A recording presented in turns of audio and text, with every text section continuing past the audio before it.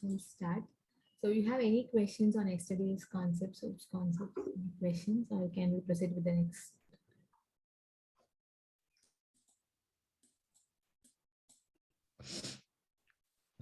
We can proceed. Yes, from my side, I don't have any questions. Okay, let me share my screen.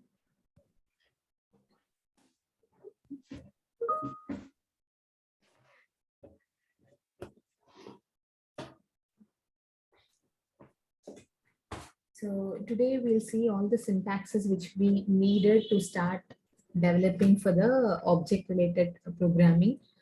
So basically we'll be seeing all the syntaxes. The first one, the class structure. So whenever you're trying to create a class, you should always have something called as your modifier, followed by the keyword class and the class name, whatever class name you're interested to have it.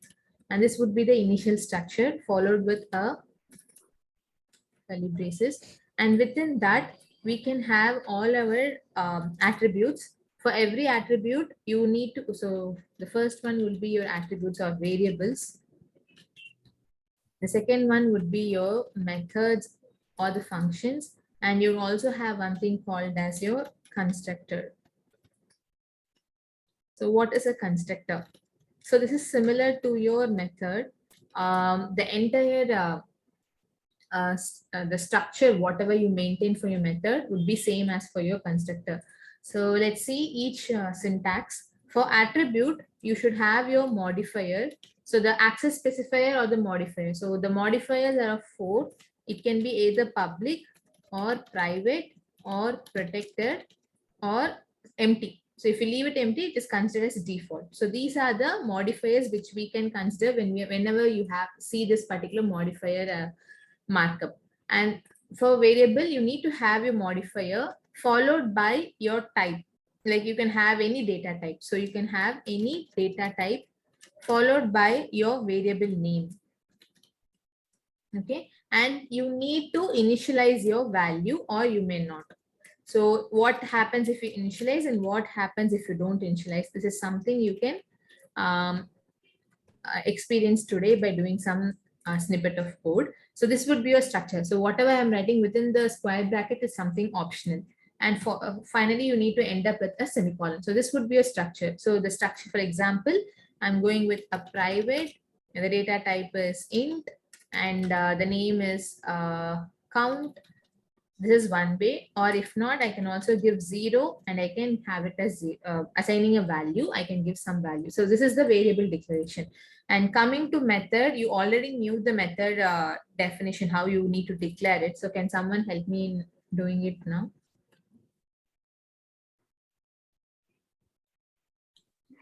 Modifier. Okay. Return type. Okay. And static, do we need to? No, static is again a keyword that can be as part or cannot be a part of your method. But the regular structure of your method is a modifier, return type, and the method name. And you can have your arguments within this. And for that arguments, you need to again give your return type or the data type, whatever you can call it as, and followed by the argument name. And if you want to have more than one arguments, it has to be separated but more than that. And you have to have your curly braces. And if you have this return type, within that you need to give your anything with return type and you have to return your result. So which is nothing but result. So this would be the structure for you for a method. So what is a constructor? The constructor also has a similar structure with a modifier. And here you have the class name, whatever you have defined, the same class name can come here.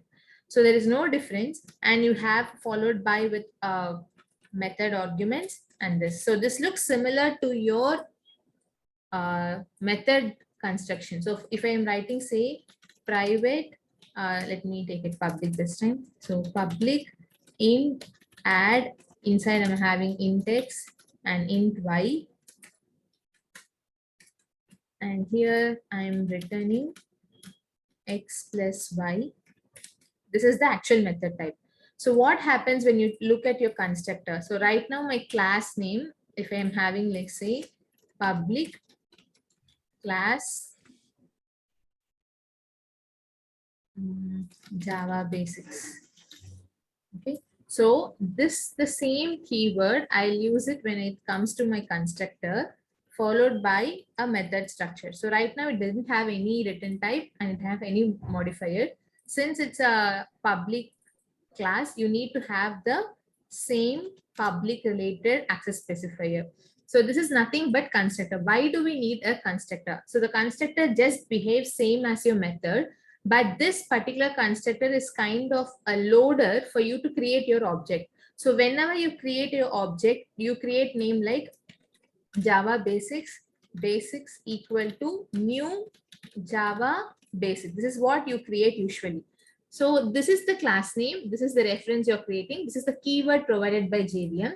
And if you see this particular one without semicolon, this particular one and this particular one looks similar. So whenever you create an object, you actually call something called a constructor. This is nothing but a default constructor. So default is you don't have any parameters within your argument structure. So then it is called default. Suppose if you have some parameters within your constructor, say if I'm having count as my variable here, I can still say here int count. And I can give like my count is equal to, okay, let me give it as CT. So the count which I defined in the class level, I'm assigning a value which I'm passing as a parameter here. This is the value. So if you wanted to have a parameter, you can have parameters, then it is called parameterized constructor. So why do we need this parameterized constructor? Why do we need default constructor? So these are the relevant structure which helps you to create your object. So for example, when you don't have data set, you're not getting the dynamic data from user. In that case, if you want to give some static hard-coded data to start with your program, then you can use this parameterized constructor where you can give your parameter to trigger your program. That is why this constructor comes into picture. We'll see in detail about the constructors later, but right now you can just understand the syntax of the constructor. So this would be the entire template. Modifier, it can be either public, private, or protected, followed with the keyword class and the class name. And within that, your attributes or the variables you can define in this structure. And we'll be seeing the relevant data types and how you have to initialize them. What if it's not initialized in some more time? And also you learn about the constructor in a better way. What if I'm not having my constructor in the class, and what if I have the constructor in the class? We'll be evaluating right now. So any questions still so far in the syntax of this particular one?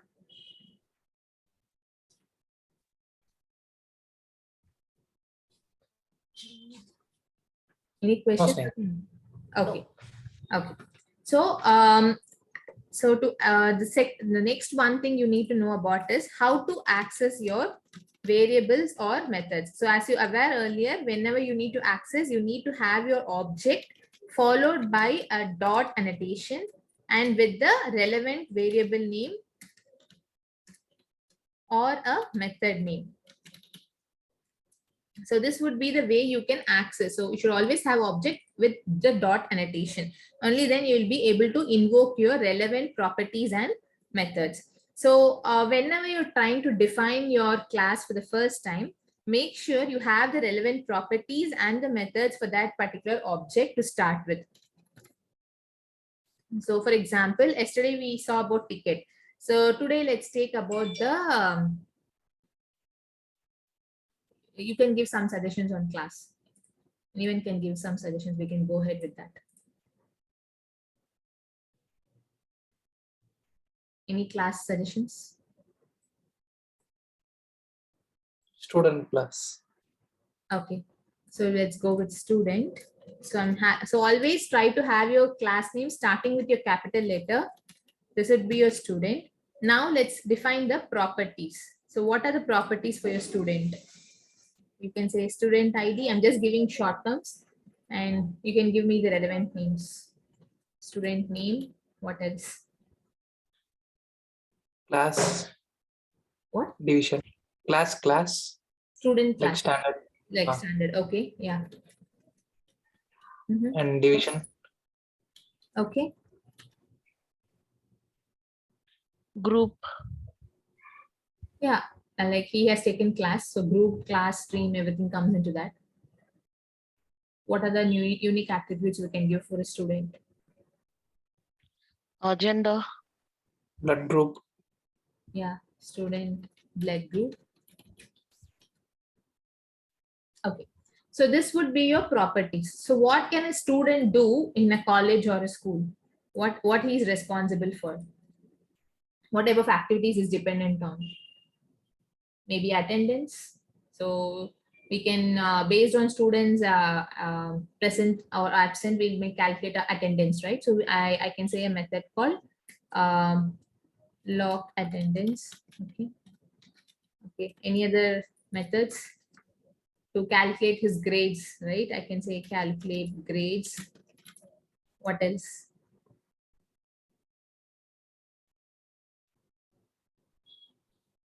Leave plan.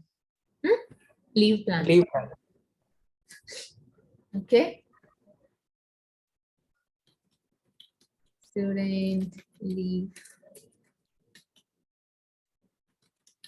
Leave calc or leave plan. Okay. Anything else? Sports activities. Sports. Okay. You can also have those who are interested out of extracurricular. You can evaluate them through that extracurricular. So these are the main functions we can look out from a student. So this would be a usual class, right? So now if I'm planning to create my class in my Java framework, how should I do with these things? So the student ID is something, it's an integer, right? So I'll have it as int, and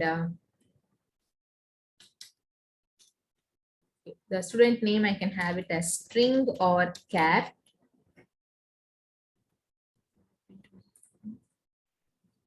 So I can have it string or a char. And for class, it's again a string. And for division, I can say A, B, C, like sections. If so, I can go again with string or char. And the blood group is again a string or a char, right?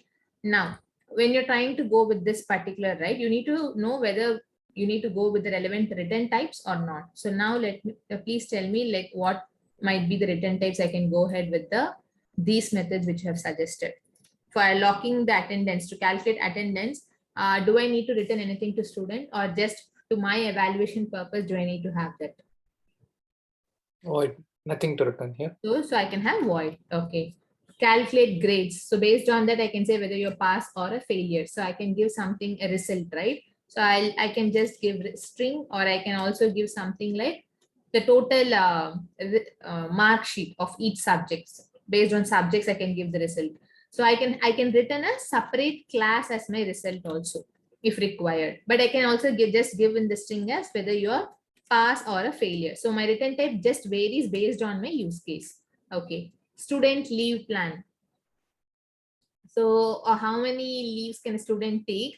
It might be an integer. And if he exceeds that, I cannot allow him to take a leave. If not, he can take a leave. So basically it's based on a count value. So I can go with int, right? And what is the sports? So every student will be interested to go with sports, or only few?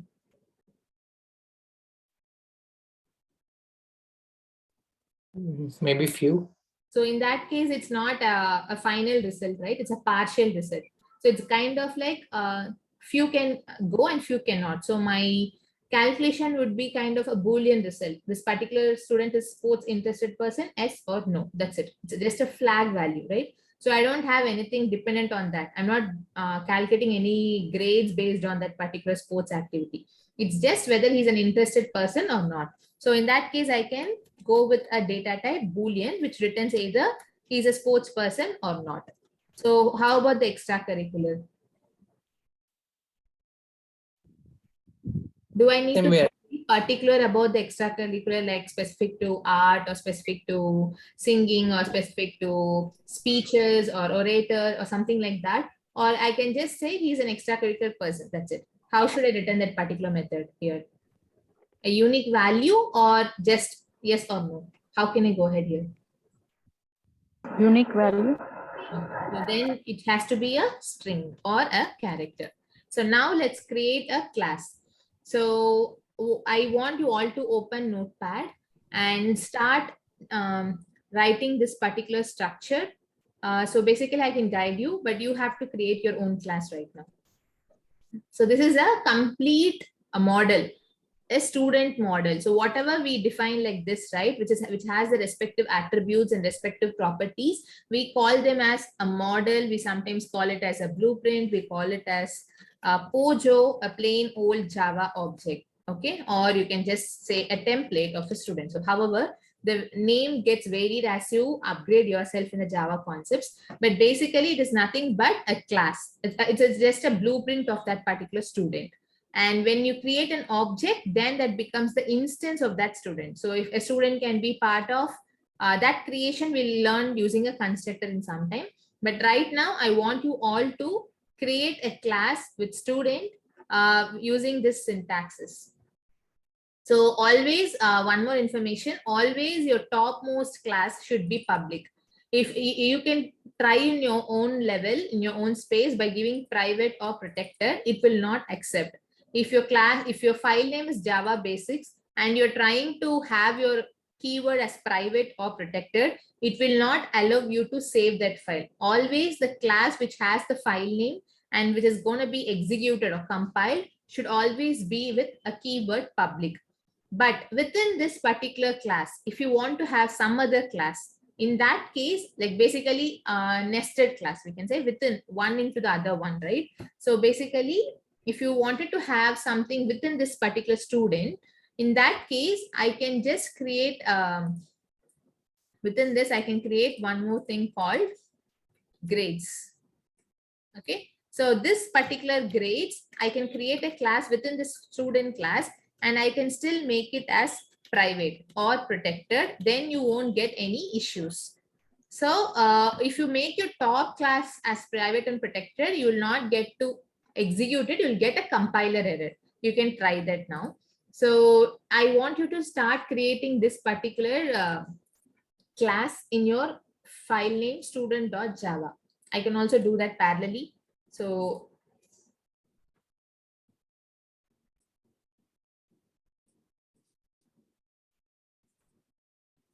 you guys can create a notepad. I can help you on using the editor in the end of the class. So right now you can just create a student.java file in your local directory. And once you create it, you can try with any kind of modifiers with as you wish, like private, protected, default, and try to experiment whether you're able to access it. It necessarily not need to be any private mode. You can try with anything.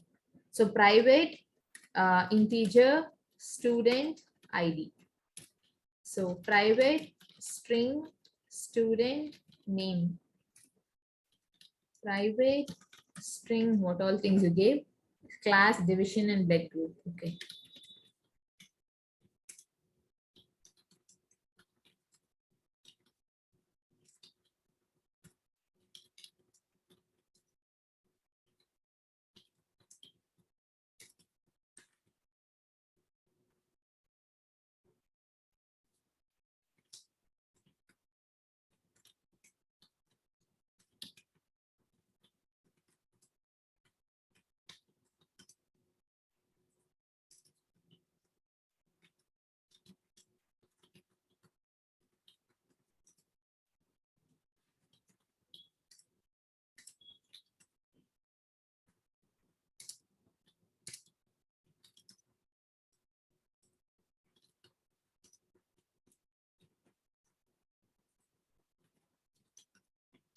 So are you guys able to create that?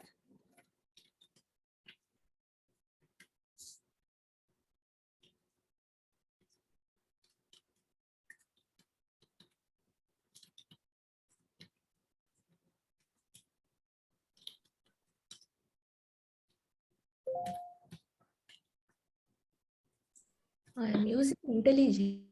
Where should I create? Outside If you inside have source? IntelliJ, you just go to the file, go to new, create new project. I will share my screen. Yeah, sure. One more question from my side. So, what are the coding standards that we should follow for variable naming convention? Yeah, I'm about to say that. So post your creation, I can correct you on that. That is why I asked you to create by yourself right now. Can you enable the Share share? screen. You can do that. Yeah, you can share your screen now.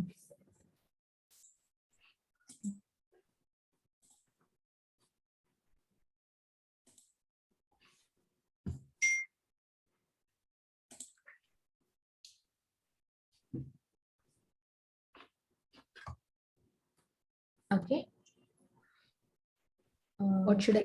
I will cancel it. I will come from the Go beginning. to, yeah, you're already in your Java project. Yeah, I created something called Java Basics. Okay, can you click on your source? Right. Okay. Okay. Okay. New.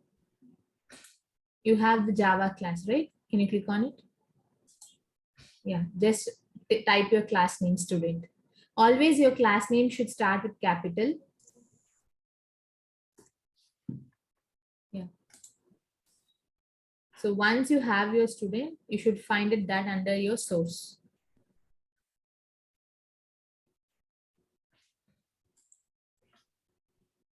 I can see it. You just type it and give enter. Yeah, you got it, right?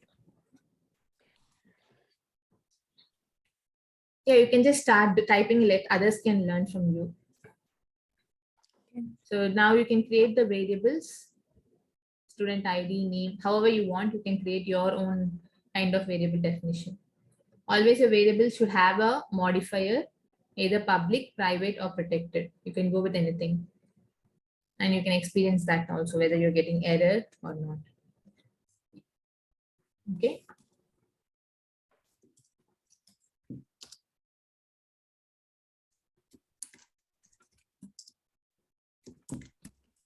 Okay.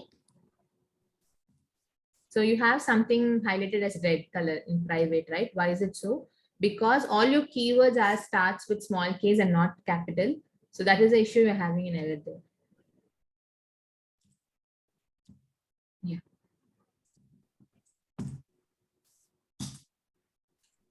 Okay. So the best Sneha, that practice to string, create, sorry, Jani. yeah, that string variable, like string, this thing is, keyword. So it should start with capital or small actually. Yeah, string is a class in terms of Java. So if it's a class, you need to start with capital letter.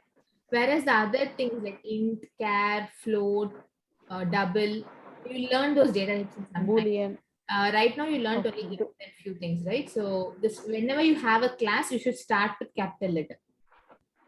Apart from that, all the keywords starts with small case. Small. Okay. So Kanaka, just a minute, don't proceed. So if you see here, she used her variable name as capital S TD underscore ID, right? So as a best practice, all your variable name should always start with small case. And it should be kind of a camel case. Preferably a camel case is the best practice. So just rename that capital S to small s. Yeah. So if you are separating it with underscore, that is also a good practice. If not, you can have it as a camel case. For the second one, can you just make it camel case? Remove the underscore. For the second variable, student blood group. Yeah, okay, fine. Yeah. So either you can go with camel case or separated with underscore. But I prefer you to go with camel case rather than underscore because that gets confused as you start creating your methods. So it's always better to go with camel case.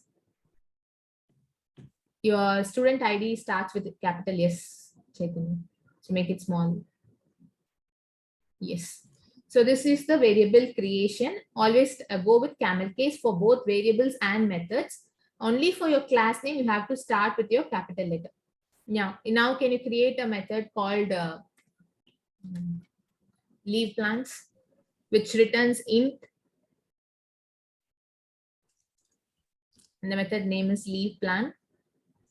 I just now said you have to go with a camel case. So start with your small method. Yeah. Leave plans, and you can just open and close it. Yeah. Yeah, since it is int, you can see a red color highlighted there, right? That is an error, compile time error. Why so? Because you have a written type as int, but you haven't written anything within your method. So for that, can you just separate those braces with a space or give enter? Yes. Now here, whenever you want it to return, you have to use the keyword return. Can you just give return keyword now? And give, just since int is a value, it accepts any numeric value. You can give any numeric value. No, you don't need to give parenthesis. Just give return space some numeric value as of now. Based on the logic, we can update it later, and followed by semicolon. Yeah. So this would be your method structure. Yeah. Can you create one more method with public string extracurricular? In the same class? Yeah, same class. Create one more thing.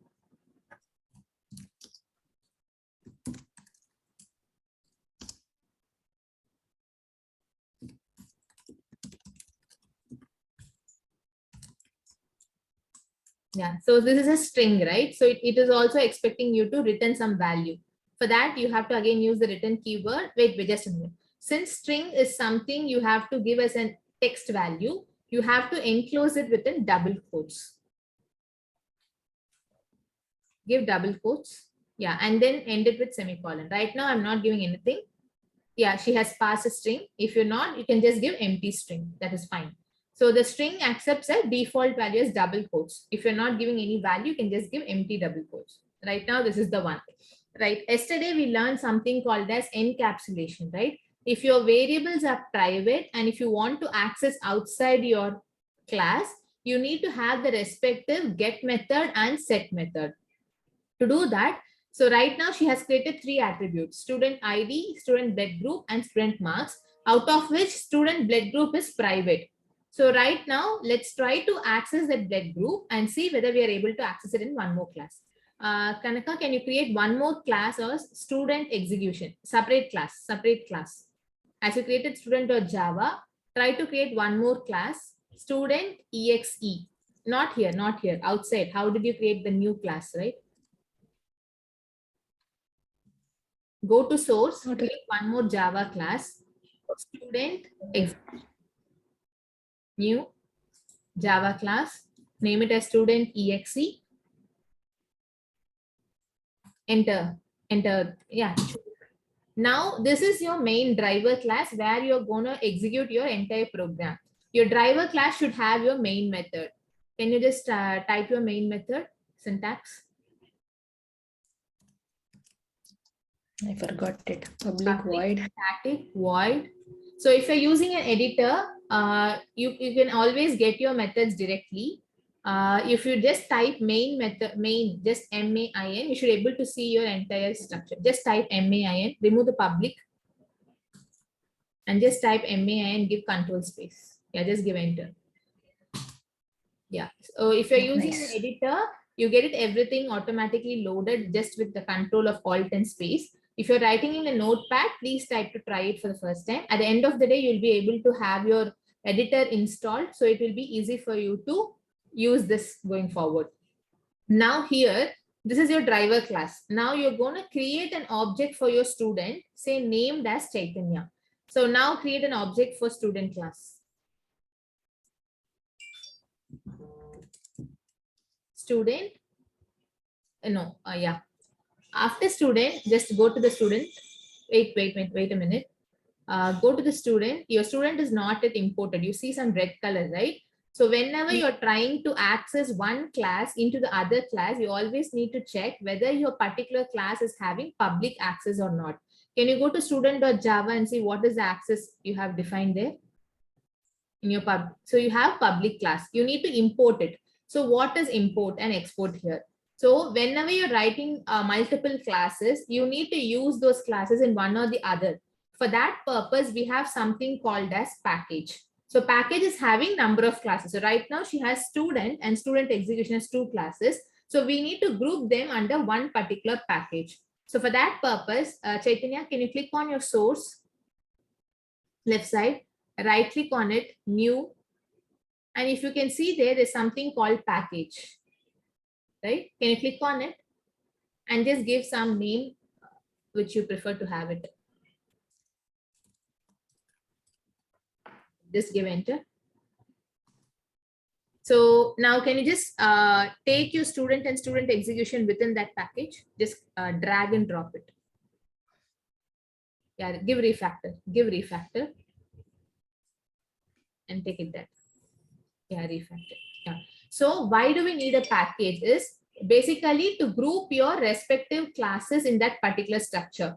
Whenever you group it, you will be able to import that particular classes, and you can see an import statement. If you see in the line number 3, you have observed a keyword as import, followed by your package name, separated by a dot, and then followed by your class name. So basically, you can have n number of packages within your project structure. So Chaitanya, could you please stop sharing? I can share my screen and explain actual directory structure.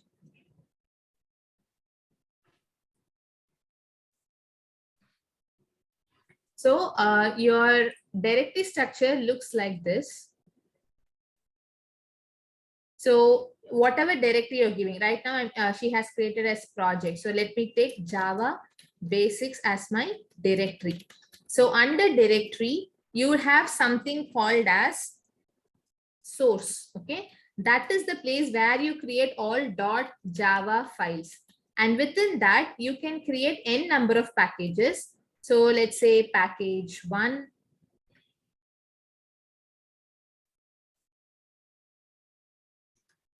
package 1, and you can have package 2. And within package 1, I can have a student1.java file. I can have employee.java file. And package 2, I can have student execution.java file, and I can have employee execution.java file. So this is basically you're segregating your package Java programs basically in a directory structure. And what happens when you execute your source? So source is the main package where you create all your .java files. Next, when you come to your execution, whenever you compile your Java program, there is something called classes folder gets created. And if you're using STS, you can see something called target. If you're using IntelliJ, you can see something called as out. So let me show you that. So if you see here right now, you can see out. Within out, under right now my project name is projects. Within that, if you see here coding program, I can see the dot class. So the coding program has scanner test and student, and that has the scanner test.class file. If I use email app, I can see the rows respective .class files. So basically, when you're using an editor, you have everything under the package called out if you're using IntelliJ. If you're using something like STS, which you will be installing in some time, you can see all your .class files under the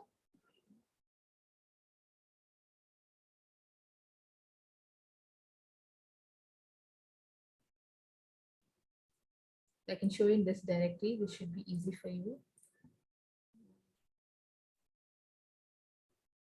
So if you see, this is the target. So whenever you're using your STS, like the Spring Toolsuit Editor or Eclipse, you can see all your .class files here under the classes folder. So where you can see everything as .class file, which gets generated in the bytecode format. So this structure varies as per your editor. If you're in IntelliJ or IJ, that has target out as a folder, and if you're using your STS, then you have it your target. And internally, all this will have something called classes as its directory, where you can file all your .class files post your compilation. Okay, so this would be your directory structure.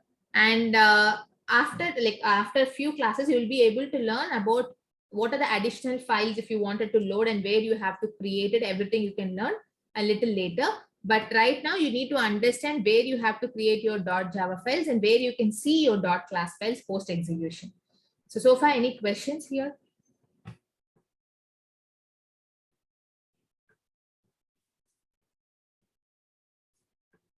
You have any questions? If not, Chaitanya can share her screen again. I think this meeting is going to end now. Yeah, you can join to the second meeting. And if you don't have any questions, we can end up here and we can rejoin to the second meeting invite. Are we good here? Please confirm because I'm not able to see your Zoom screens. Yeah, okay for me. Yes. Yeah. Okay, please join for the second invite. Thank you.